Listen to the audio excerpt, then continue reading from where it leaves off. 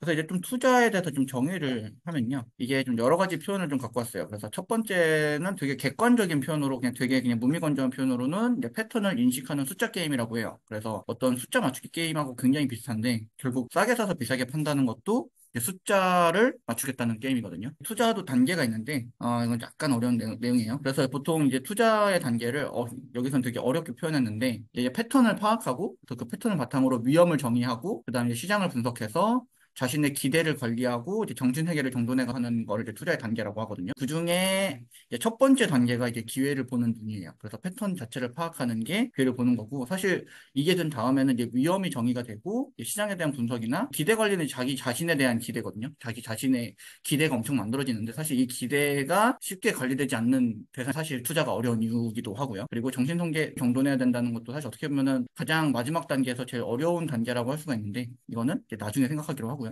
그리고 이제 투자를 이제 주관적 표현으로는 생과 사의 문제라고도 해요. 왜 생과 사의 문제라고 할까요? 그래서 세계관이 구리면은 투자를 망할 수가 있거든요. 그래서 이게 좀 이따 이제 세계관에 대해서 말씀을 드릴 텐데 이 세계관이 내가 갖고 있는 세계관이 일정 이상 정도의 이제 퀄리티를 갖고 있지 못하면은 이제 투자의 세계에서는 이제 죽을 수가 있어요.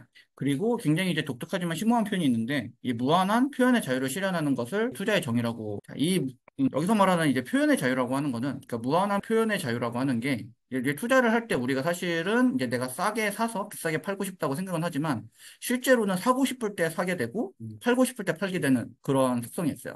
근데 이 사고 싶을 때 뭔가 하고 싶을 때 뭘 하고 싶은 게 그러니까 뭐 하고 싶을 때 뭘 하는 게 그 사람이 표현의 자유가 꼭 말이나 어떤 행동, 그러니까 말이나 어떤 예술적인 게 아니어도 내가 하고 싶을 때 하는 것 자체가 사실 표현의 자유라는 거예요. 그게 그 사람의 자연스러운 뇌에서 그 결정 행위라는 거죠. 근데 이게 사실 문제의 근원이에요. 그래서 사실 이 내용을 깊게 들어가려면 이제 3단계인 이제 심리 투자 단계까지 가야지 이해가 될 수 있지만 일단 미리 알아두시는 걸로 하고요. 그래서 여기서 핵심은 이제 표현의 자유를 제한해야 수익이 난다는 게 핵심이에요. 그래서 내가 사고 싶을 때 사는 게 아니고 사야 할 때 사고 팔아야 할 때 팔아야 투자가 어려운 거고 그래서 표현의 자유를 제한해야 되기 때문에 그게 좀 어려운 내용입니다. 그래서 단계별 이제 투자 레벨에 대해서 설명을 드리면요. 여기서 말하는 이제 3단계 심리 투자가 여기 나오는 내용인데 이제 보통 이제 1단계가 펀더멘털 단계고요. 2단계가 매매 기술 쪽인 이제 차트 쪽이에요. 그래서 여기서 이제 기회를 보는 눈과 실행하는 손이 나오고요. 그리고 이제 세 번째 단계가 심리 투자 기법이라고 해서 이 눈과 손을 연결하는 이제 마음의 단계예요. 그래서 여기가 심리적 관리 부분이고요. 이걸 좀만 더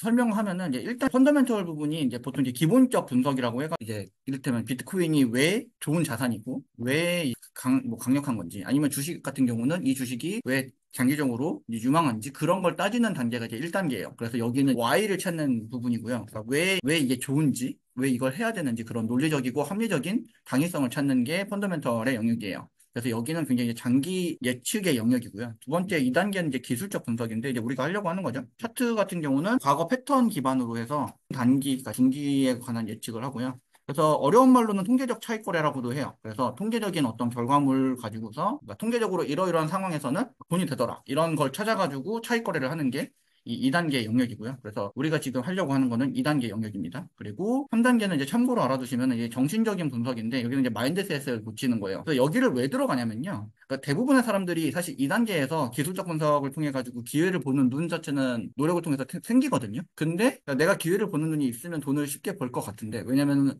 차트를 깨우치고 나면 드는 생각이 그거예요. 세상에 돈이 떨어져 있었네? 내가 그동안 안 죽고 있었고, 나는 이제 세상에 돈 다 벌었다. 이런 생각을 하게 돼요. 근데 이제 실제로 이제 이 투자 시장에 들어와가지고, 하게 되면은, 내가 본 게 맞거든요. 근데 그거를 제대로, 자기 생각대로 하기도 힘들고요. 해도 또 생각보다 수익이 또 잘 안 나요. 그리고 나더라도 한 번 나더라도 이게 지속적으로 나기가 굉장히 힘들어요. 그래서 그 다음 단계가 이제 무엇인가 봤더니 이런 정신적인 영역이 있고 이게 이제 투자자 중에서 그냥 굉장히 슈퍼 성과자들이 내는 방법들을 봤더니 이 사람들은 이런 굉장히 정신적인 영역에서의 어떤 부분을 달성해 놓고 하고 있더라라고 보시면 돼요. 그래서 여기로 가면 이제 초단타에서 장기까지 전 영역에서의 지속적인 성과를 내는 영역이라고 보시면 됩니다. 여기가 사실 어떻게 보면 최종적인 이제 도달 지점이라고 생각하시면 되고요. 그래서 어쨌든 지금은 이제 2단계 좀 집중을 할 겁니다.